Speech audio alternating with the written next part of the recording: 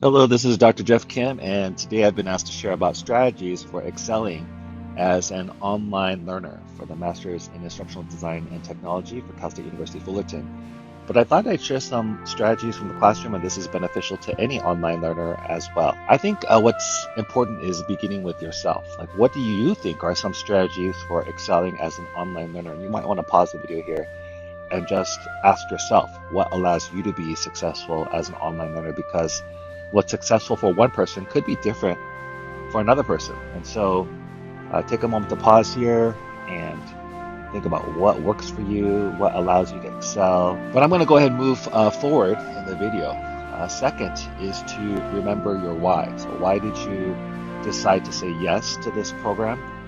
So beyond the MSIDTV being one of the top programs in the United States of America, what is your why? What are your personal, academic, professional goals of being a part of this program? Because sometimes in the journey, what's going to happen is you begin on a high, but then it becomes a little bit hard, and then you want to remember your why. Why are you doing it? And that oftentimes, even though it can be hard, will allow you to with joy move in the right direction because you know the reason why you're doing it. I'm going to share some unconventional advice at this time, advice related to online learning that may be a little different than what you might find.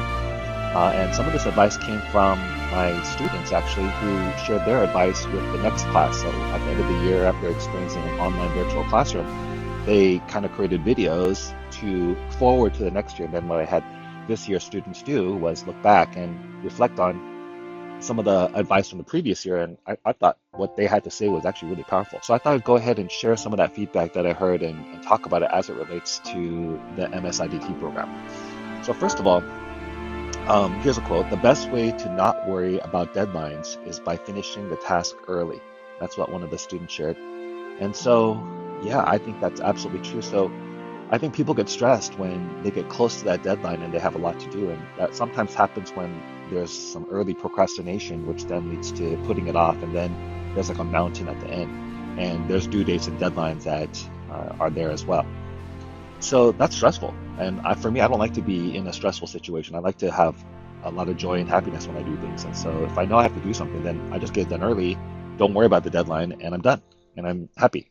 So I encourage that. If you know you have to do something for class, don't think about the deadline. Think about getting it done early, and because you said yes to this program, and so enjoy the learning and get the work done early, so you don't have to even worry about the deadlines. Here's another advice from a student. Instead of feeling stressed and worried about everything you have to do, you can calmly work through your to-do list. This also gives more free time. Imagine finishing your work early so you can spend time with a friend, play a video game, or just relax. And you might want to even pause the video and do that right now. Make a to-do list of maybe things you have to do, but also what you want to do when you have the free time. So once you're done with that work, uh, just think about all the fun stuff that you do want to do. I think sometimes what happens is we think we're doing the fun stuff first, and then it's hard to relax when there's all those things that are important that aren't getting done. So just getting those things done and then quickly going to something that you really enjoy. Here's another quote. One of the most important things I've learned is to not overthink everything. So whether in high school or you're in the master's program, I want you to think about like not overthinking this work. Sometimes when people are in these kinds of programs, they're thinking this has to be the best work I've ever done in my life, and it's going to be the most important work that they ever do. Kind of like Michelangelo's work, right? When he was doing the Sistine Chapel or something like that. But I just want you to think of this as the beginning. Even when I was in the doctorate program and I was writing my dissertation, there was that temptation to think this has to be the best work that I've ever done in my life. And it was good. But it's just the beginning. It's just the beginning of my career. It's the beginning of my life. There's so many things ahead of me. This is just the beginning. So don't overthink it. Once this is behind you, think forward. What are all the things you're going to do with this program, with the skills that you've learned? Here's another quote. Making a little progress each day is a great way to stay consistent with every week's assignment.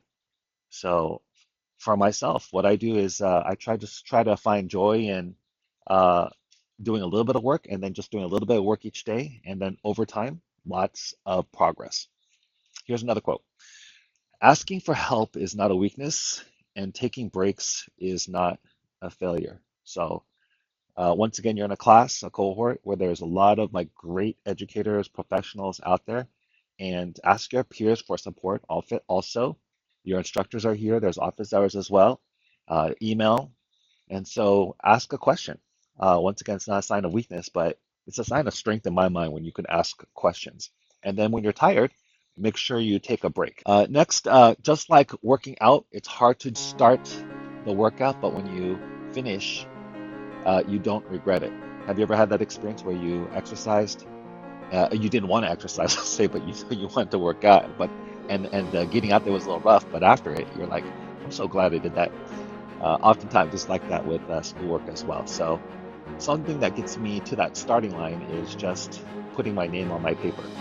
Ever do that in school when you took out a piece of paper and just put your name on it? I know in the digital world it's a little different, but maybe it's like opening up the learning management system and then going to the module that you're working on and just taking a look at it. And if you're not feeling it in that moment, just take a break. But if you are feeling it, then just go for it, because sometimes just opening up to that page will just get you started in the right direction. And here's the last one I have for you. If your dreams do not scare you, they are not big enough. And so I know you're part of this because you have dreams for yourself. And so what are those dreams? And connect the work to those dreams. So I hope it's not like when you're taking these classes, you're just doing it for the sake of taking it to class. That's, I guess that's credit, but it's not as great as it could be if it's aligned to your work. So think about your goals, your future, whether it's a portfolio that you're creating for the future, or better yet, if you're already in the field and you're creating a product, use this class to create that product that's going to help you in your career. All right, well, wishing you the best, and I hope these strategies are helpful for helping you excel as an online learner. This is Dr. Jeff signing out.